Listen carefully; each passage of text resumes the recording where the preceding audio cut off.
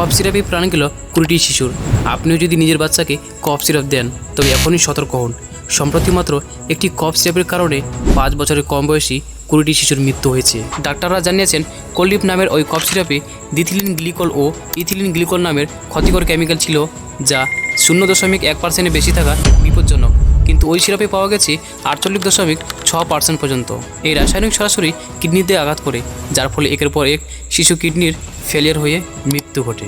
এরপর সরকার কোম্পানির লাইসেন্স বাতিল করে এবং পাঞ্জাবে সম্পূর্ণ ব্যান ঘোষণা করেছে। তথ্য অনুযায়ী শিশু সাধারণ কাশি অনেক সময় আপনা আপনি সেরে যায়, অসুখ নয়। সচেতনই এখন বাঁচবে প্রাণ।